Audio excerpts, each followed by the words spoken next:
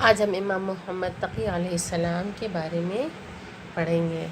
تو درس کا آغاز کرتے ہیں کہ آپ کا اسم مبارک حضرت علی بن موسیٰ علیہ السلام، تاریخ ولادت 10 رجب المرجب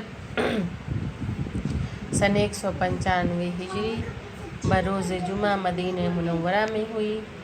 آپ کے والد کا نام امام علی رضا علیہ السلام تھا۔ والدہ کا نام جناب سبیکہ خاتون خیزران۔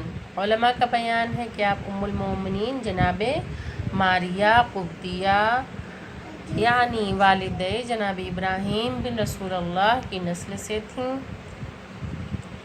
حضرت امام محمد تقی علیہ السلام پیغمبر اسلام حضرت محمد مصطفیٰ صلی اللہ علیہ وآلہ وسلم اللہم صلی علی محمد وآل محمد وعجل فرجهم کے 9ویں جانشین و امام اور سلسلہ عصمت کی 11ویں کڑی ہیں۔ آپ اپنے آباء و اجداد کی طرح امام منصوص، معصوم، بعلم زمانہ اور افضل کائنات تھے۔ حضرت امام محمد تقی علیہ السلام اگرچہ تمام معصومین میں سب سے کم سن اور چھوٹے تھے، لیکن آپ کی قدر و منزلت آپ کے آباء و اجداد کی طرح نہایت ہی عظیم تھی۔ آپ کے القاب بے شمار ہیں، جن میں جواد، تقی، ذکی، قانع، رضی، مرتضی اور منتجب جیسے القاب بھی نقل ہوئے ہیں۔ آپ کا مشہور ترین لقب تقی تھا۔ کنیت آپ کی ابو جعفر ہے۔ امام محمد تقی علیہ السلام کی ولادت کی پیشن گوئی ابن ابی نجران نقل کرتے ہیں کہ واقفیہ فرقے کے ایک رہنما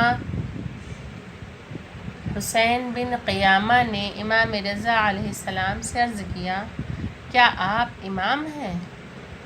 امام علیہ السلام نے فرمایا، ہاں، میں ہی امام ہوں۔ کہ جب امام علیہ السلام سے یہ سوال ہوا تو امام نے عرض کیا کہ میں امام ہوں۔ اس شخص نے کہا، خدا کی قسم آپ امام نہیں ہیں۔ امام علیہ السلام چند لمحوں تک سر جھکا کر بیٹھے رہے اور پھر اس شخص سے پوچھا، تم کیوں سوچتے ہو کہ میں امام نہیں ہوں؟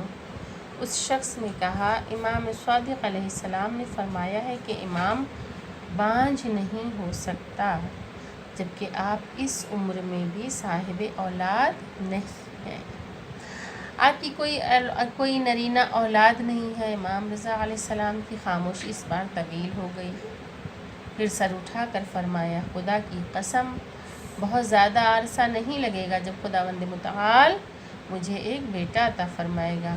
ابن ابی نجران کہتے ہیں کہ ہم نے اس کے بعد مہینے گننا شروع کر دیے اور ابھی 1 سال نہیں گزرا تھا کہ خداوند متعال نے امام رضا علیہ السلام کو امام جواد علیہ السلام عطا فرمایا۔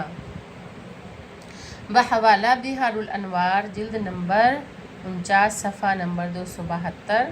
بہن بیٹیوں کے بہترین مستقبل کے لیے زہرا کلاسز کو جوائن کریں اور درس قرآن کریم، درس تاریخ اہل بیت علیہ السلام اور درس احکام و مسائل شریعہ کے ذریعے اپنی اسلامی معلومات میں اضافہ کریں، اور زہرا کلاسز چینل کو سبسکرائب کریں اور پروگرام کو لائک و شیئر کریں۔